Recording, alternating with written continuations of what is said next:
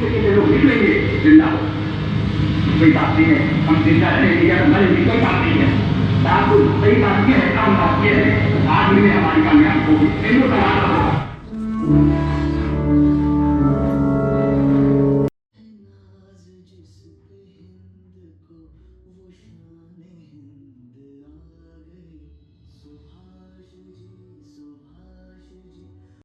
को हम अपने आस पास यहीं कहीं पाएंगे।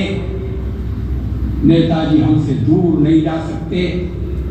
नेताजी हमारे हृदयों में बैठे हुए हैं।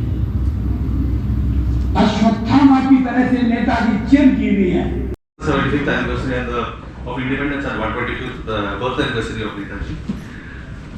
So this is Modi ji inaugurating the hologram because the statue is still not ready, and the statue, the prototype has been, is going from Mysore, so it's a matter of pride for Karnataka. It's just they happen to, and Tejas Surya happened to post this picture on his Twitter account, presenting it to Amit Shah, and it was also presented to JP Nadda, the president of BJP. So I seriously hope they read the book rather than just showcasing it. And so here comes the main part of what we are going to talk about.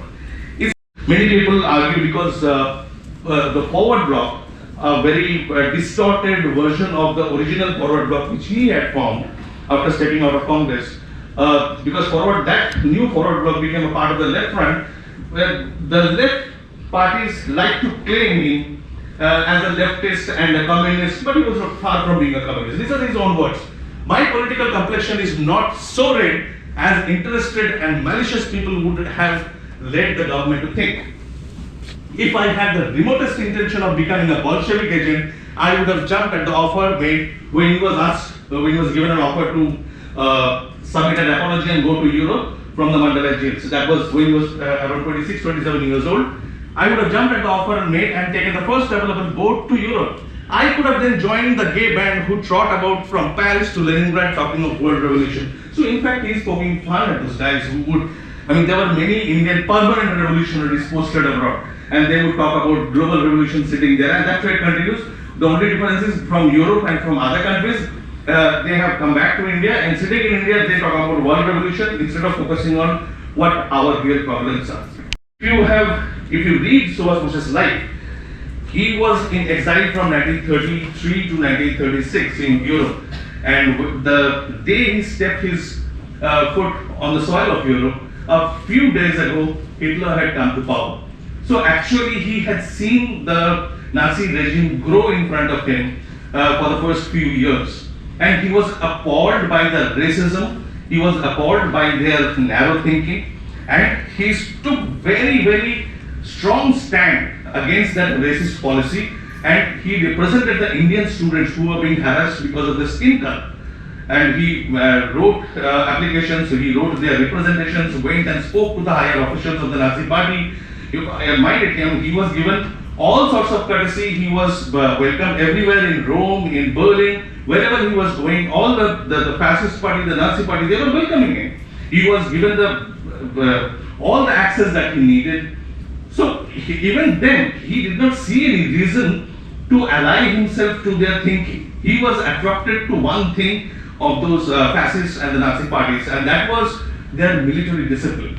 Because his belief was that if India had to be established as a democracy, it had to first learn the value of discipline. Without that sense of discipline, it's not possible to have a liberal democracy. Because India is too wide, too diverse, too many problems. They cannot be handled by the people themselves. They would not be equipped unless they learn the value of discipline. And that presents him in sort of an authoritarian character, where he believed, as I showed, a strong central government and a strong military. So obviously he was thinking in terms of reconstructing India immediately after independence, after such a long period of colonial rule. So, and even when after he came back, he was extremely critical of Germany. He wrote a letter to one of the highest officials in the Nazi government that I am extremely disappointed by your narrow, racist and bigoted ideology that you are applying. But still, it is not my concern what you do within your country, as long as you don't make Indians suffer for that reason. So he was very clear, and he said that in his presidential speech in Haripura also said that what is happening inside other countries is not our business. We are not here to preach morality to the world. Our aim is to win independence. We have to become free first. And this was in stark contrast to the other Gandhian leaders who at that time was very, very deeply interested in preaching morality, abstract morality, that Nazism is bad and liberal democracy is good.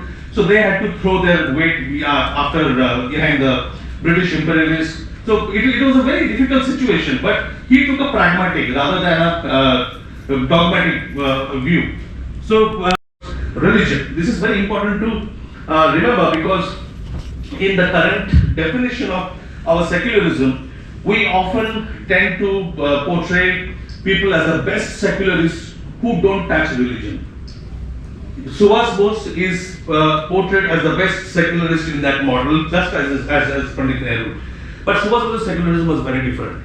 He would always, as I showed in one of the earlier slides, that you have to be rooted in your past. That he had realized at the very childhood, and from the very childhood he was deeply interested in religion, and not the theoretical religion of Gandhiji, but this was very practical. He went into sadhana. Sadhana was his hallmark. He would read voraciously. He would read the scriptures, the Purans, the Mahabharata, Ramayana, everything he would read. But he chose the path of sadhana. And in the jails, it was known, a well-known fact, that within the jail, in his cell, he would make a corner, mark a corner covered by the curtains, which used to be his puja room. Nobody else was allowed entry in that puja room, and it would be there in every jail that he used to be. So and the other thing is that Subhash Bose took a public stand about his religious identity. He never shied away. So in Mangalore jail, in Alipur jail, whenever the government stopped him from observing the Durga Pujas, he would go on to a strike. He would gather all the inmates with him, and he would make a statement there. He would make a movement out of it. In this battle, he ran into a clash with Rabindranath Tagore also. Rabindranath Tagore was a Brahmo. So the Brahmos constituted one of the largest colleges in Kolkata, which was called City College. Now the City College forbade the Hindu students to do Saraswati Puja one of the years in 1928, and the students nonetheless went ahead and did observed the Saraswati Puja. They set up the idol and did the puja. The Brahmos don't like idols. So there was a big hue and cry, and Tagore took a public stand that the students have committed a sacrilege. Now, no other political leader was ready to get into this debate and discussion. It was very sensitive. But Subhash Bose took a public stand. He defended the students. He said that it is their religious right. It is in a free country. People have the religious right to observe their own rituals. So why should they be blamed for this? Why should they be rusticated from the college? So that was a very bitter period between in the relation between Tagore and Subhash, which later changed, improved. Tagore supported Subhash during his clash with Gandhiji. Nephew, nobody has done more harm to me personally and to our cause in this crisis than Pandit Nehru. And many people try to portray Subhash and Nehru as great friends. Yes, they were. They were till 1938. But after that, the gap that came between them, it went on increasing, and the bitterness between them went on increasing. And at the fag end of his life, Pandit Nehru was honest enough to admit it to a foreign journalist. Probably he would not have said these words to an Indian journalist, but this was a foreign lady journalist. So probably that's the reason why he opened up. And he said that it's true, I did let Subhash down. I did it because I had realized that anything which weakened Gandhi, weakened India. So Nehru's idea of India's liberation, anything to do was hinged onto Gandhi. So I subordinated myself to Gandhi, although I was in agreement with what Subhash was trying to do. So my mind was with Subhash, my heart was with Gandhi, and I always gave in to Gandhi. So understand the dichotomy. And this continued. This had to continue because of the Gandhian mythology that was narrated, that was constructed, and that mythology started with Pandit Nehru's own words. when he spoke for the first time after independence in 1947, August, from the Red Fort, and where he said that we have achieved our independence under the guidance of Mahatma Gandhi. It was Gandhism that got us freedom. And that was the beginning of the mythology, and it continues till date. Till date, although many governments have come, many governments have gone, but a group of British MPs meet Clement Attlee in London and tell him, look, given the situation, the way the situation is moving, we have two options. Either we move out of India or we are kicked out of India. So you choose which one you have to do. And this was what turned Attlee's mind. He made up his mind by this time that they had to quit India. They had to get out of India. And this was, I mean, you can say that I am biased because I am a biographer of Bose. I have been working on Netaji for so long. But this is a source which is completely unbiased. He was not a friend of Subhash Bose. They were not enemies, but he was not a friend. And this was an objective analysis of Babasaheb Ambedkar in the 1950s when he spoke with the BBC. And this is what... I do not know how suddenly Mr. Attlee agreed to give independence. That's a matter... Scared the hell out of them. They didn't know what to do after that. They had to go up. They had to leave because the bureaucracy, the Indian bureaucracy was too small to keep them in power. They couldn't hold power. They had to control the mobs. They had to control the people, and that had to be by force. And by force, it was possible only for the British Indian Army, and they had lost the loyalty. And this, if you are still willing or inclined to call this as speculation, let's go back to a source. I mean, a piece of information that comes from the horse's mouth. This is when the man who signed the Independence of India Bill, the Act, and who decided when the British should go out of India, he came to India in 1956 and met the acting governor of Bengal at the time, Justice Fani Bhushan Chakrabarti.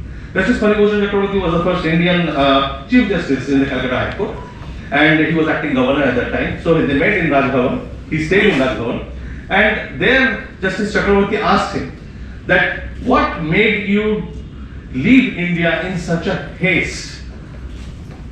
What was the hurry? That's what he explained, that the impact of the INA, the revolt of the Royal Indian Navy and the Royal Indian Air Force, these were the factors which drove their decisions. Now this is coming from the Prime Minister. This is coming from the Prime Minister of Britain who made the decision. So I don't think we need any kind of corroboration from any other scholarly source. And this is an image of the handwritten note which Justice P.V. Chakrabarti wrote down. It was his notes and sent to the historian Ramesh Chandra Majumdar. Ramesh Chandra Majumdar published this note in his autobiography. So anybody questioning whether that incident is true at all or not, it has been written down by Justice Chakrabarti in his own hand. So those records are there to support this.